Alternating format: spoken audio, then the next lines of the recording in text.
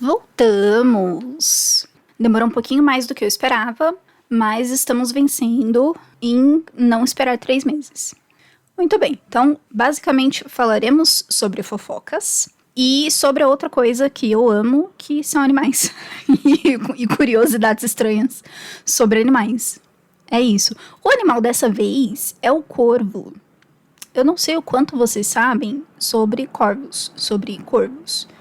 Eu acho eles muito interessantes, eu acho eles muito legais. E eu acho muito maluco o quanto eles conseguem imitar a voz humana. Então, se você nunca viu um vídeo de um corvo imitando a voz humana, veja e se assuste também.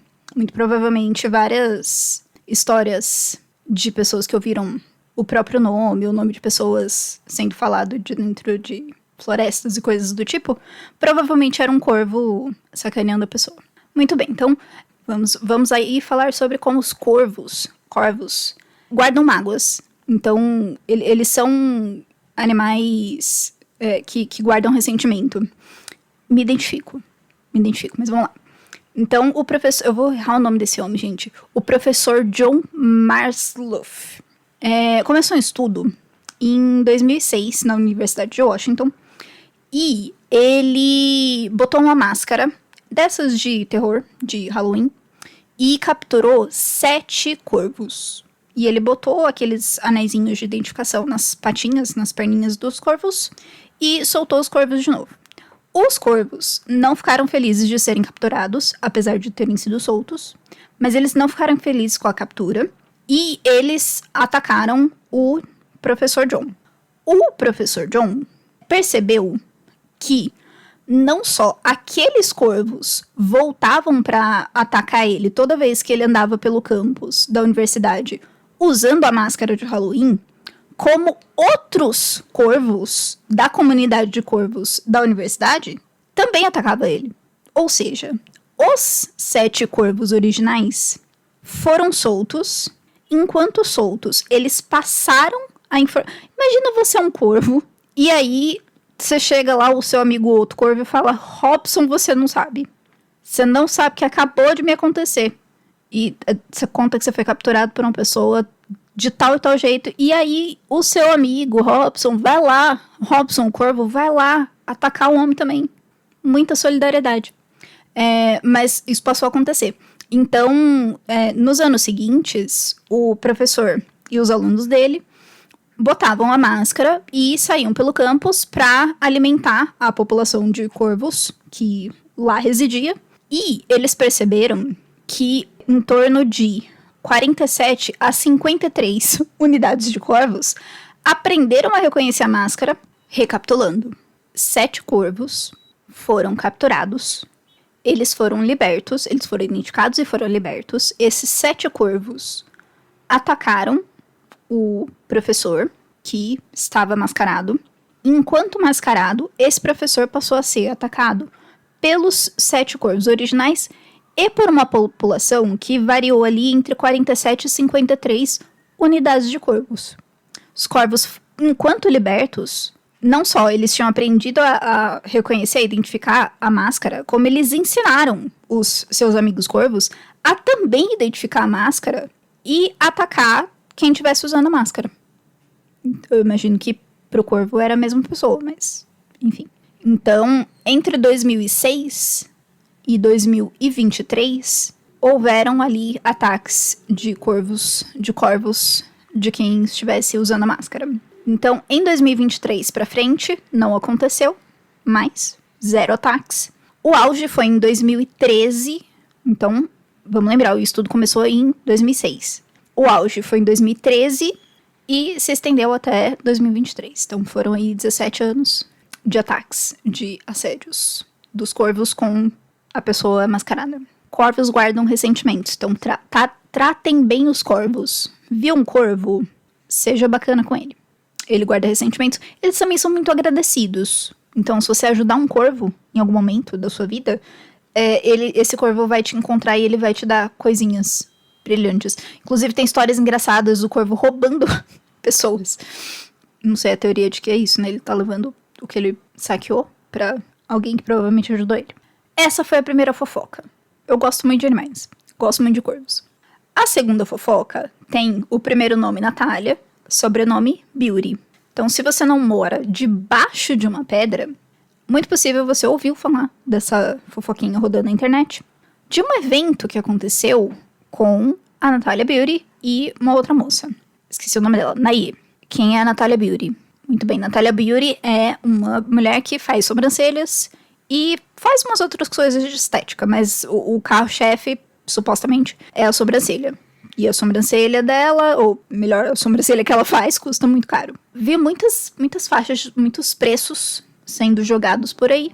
A primeira vez que eu ouvi falar dela, que eu acho que foi ano passado, foi 8 mil reais. E aí, quando eu fui atrás de mais informações, já tava em 12 mil reais. Eu não sei quanto deve estar agora. Muito bem. A Natália Beauty também oferece mentoria. É a nova palavra do momento. Então, se antes as pessoas chamavam de coach, agora elas chamam de mentoria. E ela estava fazendo uma tour de eventos pagos por várias cidades do país para falar sobre empreendedorismo para mulheres do ramo da estética e para falar dos seus produtos de mentoria e acompanhamento. Muito bem, então ela discutia ali mercado de estética, coisas pertinentes ao mercado de estética, e ela também convidava pessoas, mulheres, pessoas do ramo da estética para participarem desses eventos. Então era um evento com um ticket, um valor menor, onde ela falava sobre coisas, temas, empreendedorismo, estética, e apresentava o seu produto de ticket mais alto. Quanto mais alto, é um chute, porque eu só vi valores muito, muito doidos sendo jogados por aí. Não tenho certeza.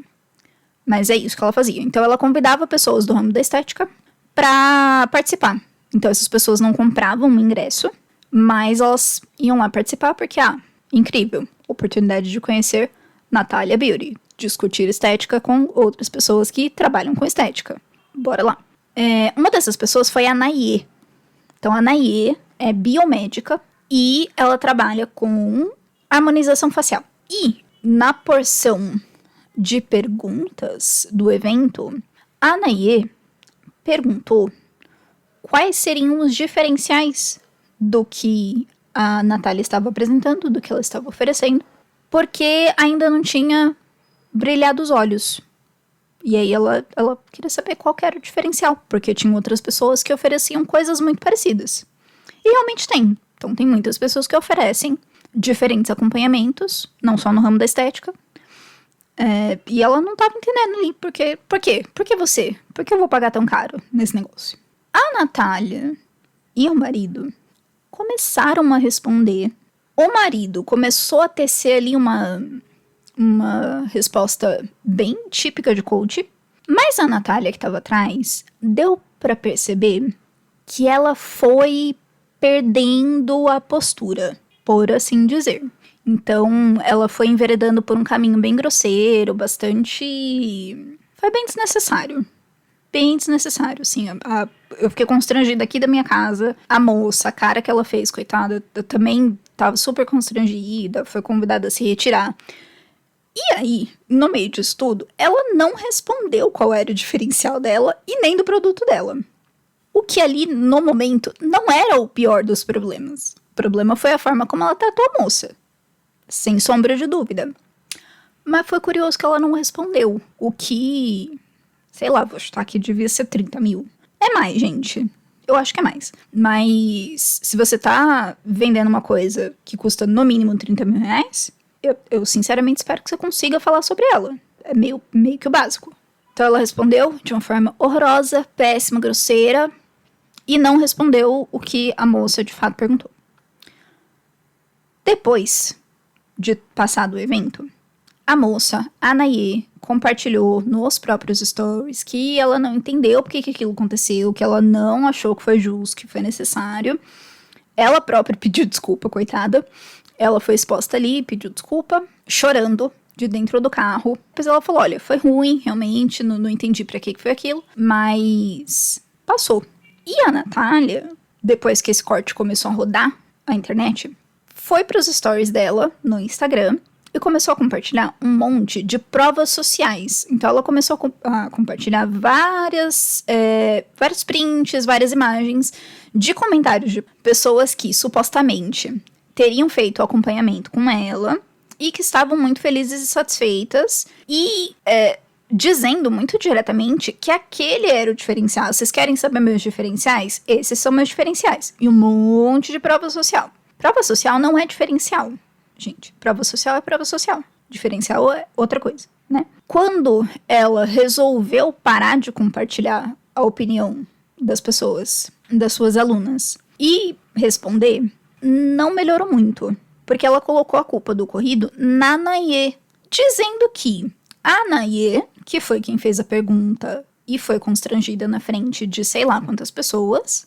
teria feito uma armadilha, juro por Deus, teria feito uma armadilha para a Natália e que se a Natália tivesse percebido isso antes, ela não teria deixado aquilo acontecer. Perceba que essa explicação já é uma explicação muito ruim. Neste momento, ela continua não respondendo qual é o diferencial dela. Isso é super importante? Não necessariamente. É muito curioso. Aí, ela tentou remendar o emendo que ela tinha feito, justificando que no momento que a Nayê perguntou, ela se sentiu atacada, porque naquele momento ela foi longe em trauma de infância, onde ela ouviu que não seria boa o suficiente, que não ia chegar muito longe. De novo, ela não respondeu qual era o diferencial. Até agora, neste ponto, não sabemos o diferencial dela. A última volta que a Natália, sobrenome Beauty, resolveu dar é a de que ela não se chamará mais Natália, sobrenome Beauty. Agora, ela mudou a marca dela e ela veio apresentar falando, olha, a Natália Beauty vai acabar. Mas a marca Natália Beauty vai acabar. A partir de agora, vai se chamar Beauty Clinic. Falou o diferencial? Não estamos sabendo. Pelo menos eu não estou sabendo. Mas mudou a marca. Nesse meio tempo, entre o ocorrido evento e a Natália apresentar a nova marca, mulheres vieram às redes sociais para contar as experiências dela, fazendo cursos, fazendo mentorias, fazendo acompanhamentos com a Natália. Muitas dessas experiências não eram super incríveis e positivas, né? Essas mulheres que supostamente teriam feito cursos com a Natália vieram contar, por exemplo, que ela tinha tido uma interação com a Natália num evento. Ela fez um álbum de figurinhas personalizado da Natália. E a Natália ficou muito impressionada, gostou muito, legal, vem trabalhar comigo. Preciso de alguém como você na minha equipe. Então, essa moça que supostamente teve uma interação muito positiva com a Natália, supostamente foi oferecido um emprego para ela. Supostamente. E depois, a Natália sumiu. Então ela ofereceu um emprego, não, vou te colocar, vou arranjar alguma posição para você na minha equipe. A moça tentou vários contatos, ela inclusive parece que passou uma oportunidade e ela dispensou porque ela ia trabalhar com a Natália Beauty. E a Natália sumiu. Então a Natália não respondeu mais, a moça não trabalhou com a Natália, não entendemos o que aconteceu. Além dessa primeira moça, teve uma outra moça. Essa outra moça não trouxe um relato direto. Então, essa suposta outra moça teria recebido a proposta da Natália e tinha recebido como uma coisa certa. Nossa, não, você é muito boa, eu te quero na minha equipe. Vem pra São Paulo. Ela morava fora da cidade de São Paulo. Não, vem pra São Paulo que eu te coloco na minha equipe. A moça foi. A moça tirou o filho da escola, o marido pediu demissão. A família se mudou do interior de São Paulo para a capital, onde acho que fica a sede da falecida marca Natália Beauty. E essa moça também ficou sem resposta. Então ela não conseguiu falar com a Natália, ela não encontrou a Natália, e é isso. Não conseguiu, também morreu, supostamente. Além desses dois casos das moças que receberam propostas que não foram pra frente, supostamente, uma outra moça veio a público contar que fez um treinamento de micropigmentação com Natália e sua equipe. E que ela saiu desse treinamento muito frustrada e muito confusa, porque não teria correspondido às expectativas do que foi prometido, supostamente. Então ela saiu de lá com problemas para conseguir pigmentação das sobrancelhas e dos lábios. E quando ela apontou a dificuldade para a equipe, a resposta que veio é que provavelmente seria um problema com a aplicação que ela estava fazendo, com a mão dela, supostamente. Ela ficou muito frustrada, enfim, passou. Depois essa moça entrou em contato, enfim, teve contato com uma outra pessoa, uma outra profissional, que comentou que supostamente poderia ter sido um problema no pigmento da Natalia Beauty. Que esse pigmento teria sido retirado de circulação um tempo aí depois, supostamente. Então, a explicação de que provavelmente o problema seria na aplicação dela, na mão dela, não se sustentou. Eu não sei o quanto mudar de marca vai ajudar a Natália. Eu não sei se essas coisas de fato aconteceram, até por isso os múltiplos, supostamente. O que eu sei, com certeza, é que ela não respondeu qual é o diferencial. Eu continuo não sabendo qual que é o diferencial. Queria muito saber, que é muito caro. Agora, se você, assim como eu, não se preocupa incrivelmente com as suas sobrancelhas, como tanta frequência, talvez você se identifique um pouquinho mais com essa próxima fofoca, que é uma fofoca de gosto amargo. É uma fofoca a respeito da narração e da transmissão dos jogos da Copa na Cazé TV, né? Então tivemos aí o Brasil eliminado da Copa. Acho justo, me pareceu muito justo, parece que não estava jogando bem. Então é isso, inevitável que seríamos eliminados. Mas a gente não vai falar do desgosto com a seleção, a gente vai falar sim sobre o desgosto com a Cazé TV. Eu fui atrás das informações, eu achei fascinante. Eu sei que vocês esquisitos que acham fascinante o mundo do trabalho, dos negócios, dos empreendimentos, também vão achar fascinantes. Então, essa é pra vocês. Antes de existir a Cazé TV, existia Casemiro Miguel, que é o Cazé, o Casimiro. O nome, a cara, a voz da Cazé TV era o Cazé.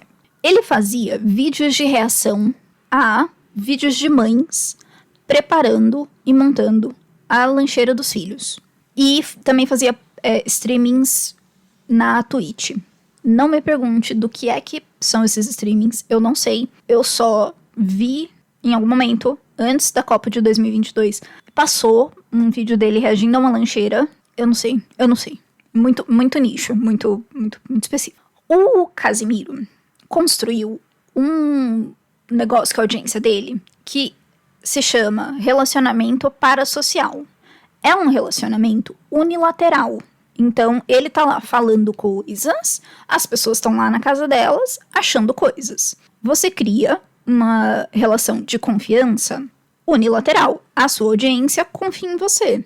Foi esse relacionamento parasocial que ele construiu com a audiência dele. Então, a audiência, um relacionamento de confiança, de proximidade.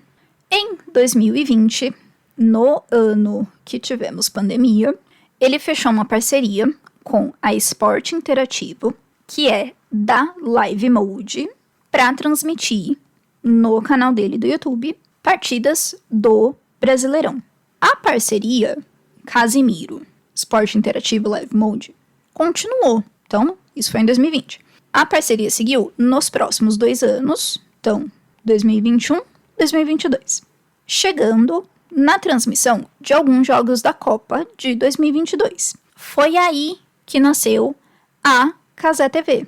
Então ele tinha essa parceria com a Live Mode, comprou a Cazé TV, tem ali Cazé TV, agora é da Live Mode. Em novembro de 2025, conhecido também como ano passado, a Live Mode comprou os 50%, que eram da pessoa Casimiro Miguel. O Cazé continua no quadro de sócios, mas ele não é mais dono detentor dos 50% que ele era dono detentor. A Cazé TV não é mais do Casimiro. Ele não é mais o dono da Cazé TV, mas ele ainda tá lá. O desgosto ao qual eu me refiro, quando eu comecei a contar esta fofoca em particular, não foi o desgosto dele ter vendido o canal dele. Até porque eu acho que não sei se foi uma coisa muito falada por aí. O desgosto foi o anúncio de bets, plural. Muitas bets. Vários tipos de bets. Durante a transmissão dos jogos deste ano, que inclusive ainda está rolando. Além do próprio anúncio da casa de bet, os apresentadores também estavam divulgando odds do jogo. Odds, numa tradução livre, seriam chances. Ou seja, eles estavam ali no meio da transmissão, além de fazer a narração, fazer os comentários do jogo que estava acontecendo, eles também estavam comentando e anunciando as chances de coisas acontecerem nesse jogo. A gente chega num problema gigantesco, descomunal. Os apresentadores de um canal esportivo se colocam ali como comentadores especialistas. Eles estão implicados como especialistas para a audiência. Então o cara tá lá comentando o jogo porque ele entende muito sobre aquele esporte, sobre aquele jogo. A indicação de uma odd, de uma chance por essas pessoas na tela, durante a narração do jogo, fez, ou enfim, fazia com que o palpite não fosse uma coisa muito genuína, sabe? Tinha ali um conflito de interesse importante. Porque é isso, a emissora, o canal, enfim, tem uma parceria comercial com esses anunciantes. Então, enquanto o jogo tá rolando e aquele cara é especialista naquele jogo e ele tá falando que uma coisa pode acontecer ou outra coisa pode não acontecer, e isso aumenta ou diminui as chances, supostas chances de você ganhar, se você botar o seu dinheiro naquela plataforma, tem um claro conflito de interesse. Não dá pra saber se ele tá falando aquilo porque ele de fato acredita naquilo ou se é porque existe algum suposto ganho secundário de fazer aquela sugestão, de criar aquela hipótese. Nesse momento, é muito importante que a gente se volte ao Código Penal. Sim, senhoras e senhores, ao Código Penal. Artigo 174. Induzimento à especulação. Abusar, em proveito próprio ou alheio, da inexperiência ou da simplicidade ou inferioridade mental de outrem, induzindo a prática de jogo ou aposta, ou a especulação com títulos ou mercadorias, sabendo ou devendo saber que a operação é ruinosa. Pena, reclusão de 1 a 3 anos e multa. Temos uma descrição no Código Penal desse tipo de coisa. Estou falando que com certeza eles cometeram crimes? Não estou falando com certeza que eles cometeram crimes. Estou falando que o Ministério Público está sim abrindo uma investigação. Isso é de conhecimento público. E, né, não veio do nada, né? O negócio já estava descrito. Inclusive, é um artigo antiguíssimo, viu? Acho que é 1940. Enfim, é um negócio que tá aí há muito tempo. Porque há muito tempo a gente entende que não é legal fazer isso, né? Enfim. Como que essa odd era apresentada? Imagina assim, ó. Essa odd, ó, do jogo tá em tanto, hein? Ó, tá em tanto. Mas assim, se o número que tá aparecendo na tela tá alto, significa que a casa de aposta vai pagar muito para aquilo ali. O problema é que, se a casa de aposta vai pagar muito para aquilo ali, a chance daquilo ali acontecer é muito pequena. Em termos de probabilidade mesmo. Então, a probabilidade daquilo acontecer é minúscula. Porque a casa sempre ganha. Repita comigo. A casa sempre ganha. Então, é sempre uma relação inversamente proporcional. Quanto maior for o número apresentado, menor é a chance daquilo acontecer e mais será pago, supostamente, se de fato acontecer. Claros conflitos de interesse. A casa sempre ganha. A casa de aposta não vai pagar muito numa coisa que tá na cara que vai rolar, enquanto que uma coisa extremamente improvável vai valer muito, porque ela é extremamente improvável. Então, quem já acompanhava o Casimiro de outros tempos, fosse de vídeos de reação, fosse da transmissão da última Copa, fosse de, enfim, qualquer outra coisa que ele tenha feito, entende que uma pessoa desesperada por dinheiro ela tá mais fragilizada, tá mais sujeita a tomar decisões muito ruins e sem pensar muito a respeito.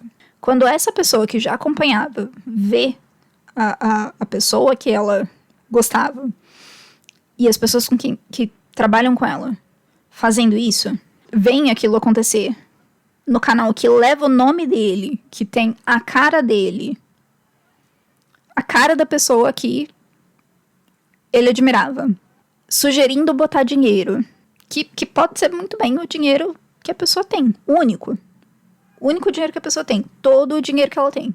Ela vê essa pessoa falando pra ela pegar esse dinheiro e botar num negócio que é incerto e muito possivelmente desvantajoso, é extremamente desgostoso. É muito decepcionante. É isso que eu tenho visto e ouvido das pessoas. Que foi uma decepção muito grande ver isso acontecendo. E não é como se o canal Cazé TV não tivesse anunciando bets antes. Aparentemente estava. Eu não sei, porque eu não acompanhava. Continuo não acompanhando. Por razões diferentes. Mas aparentemente tinham sim anúncios de casa de aposta antes. Mas não era desse jeito. Além do grande desgosto do fato de estar acontecendo, a justificativa que o Casimiro, deu é de que, sem o dinheiro das casas de aposta, eles não iam conseguir transmitir todos os jogos. Que é isso, esse ano eles conseguiram autorização para transmitir todos os jogos. Assim, isso só piora o que já tava ruim, né? Só piora.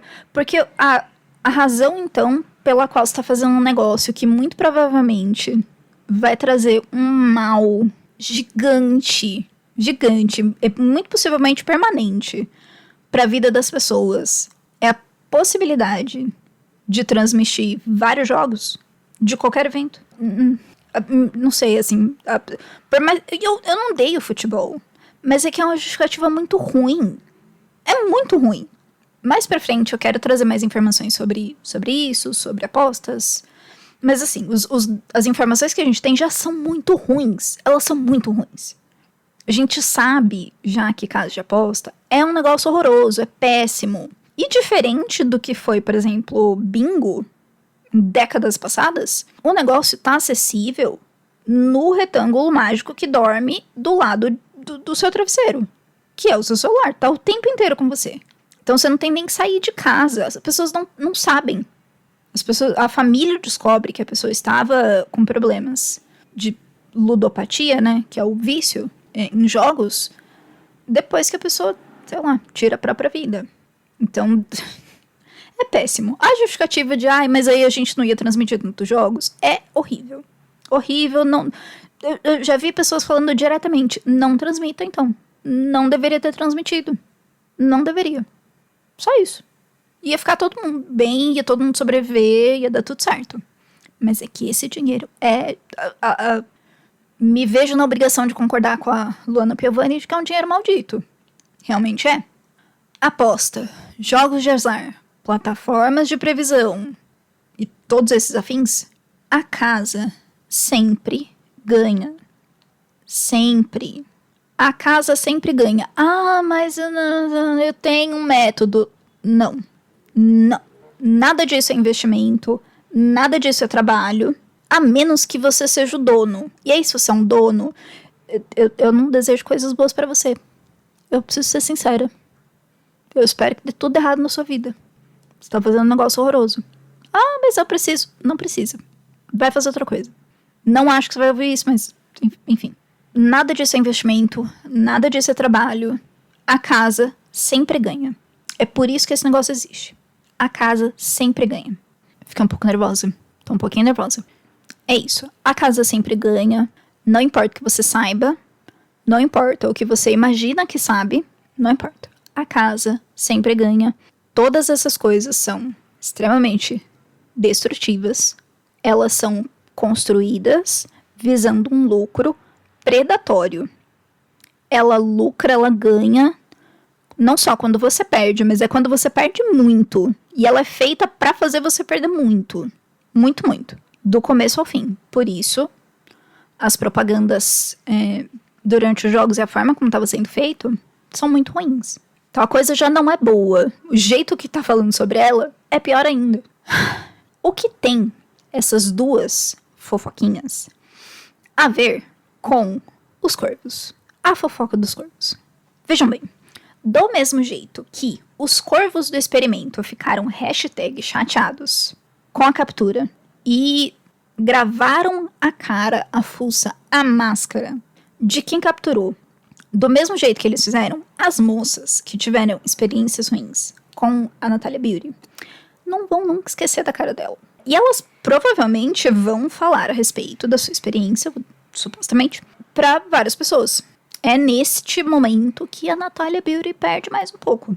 Então, do mesmo jeito que essas moças, enfim, saíram desgostosas dos seus encontros com a Natália, os seus supostos encontros com a Natália, elas vão passar esse desgosto para outras pessoas, para quem elas contarem a respeito. Então, assim, às vezes é inevitável, mas sempre que possível, é bom a gente não deixar um gosto amargo no nosso contato com os outros. Se for possível evitar de ser uma coisa horrível e traumática, vamos evitar. A maioria dos corvos do campus não foram capturados, né?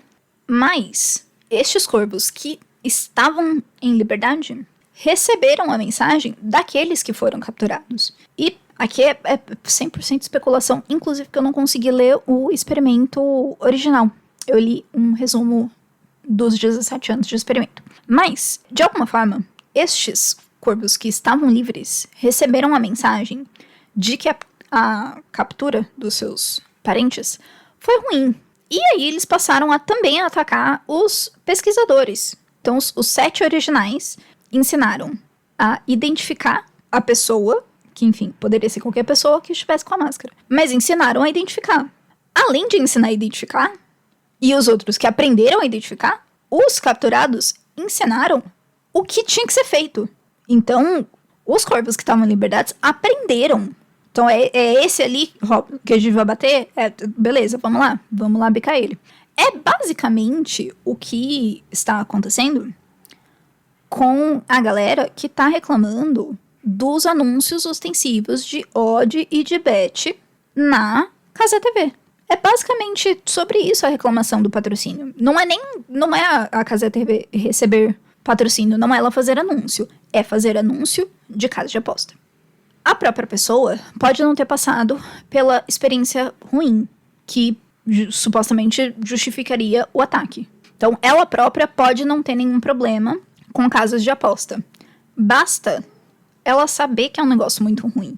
E a essa altura, muitos de nós, eu quero acreditar que a maioria de nós, já sabe que é muito ruim. Basta isso pra gente, entre todas as aspas possíveis, atacar. Basta isso pra gente falar mal. E pra gente falar o quanto tá desgostoso, o quanto tá decepcionante acompanhar os jogos pelo canal da Cazé TV. É muito justo. Me parece muito justo. Então, está aí. Entregue. Mais um episódio. Parece que vai ficar um episódio mais longo. Me exaltei um pouquinho aí no meio.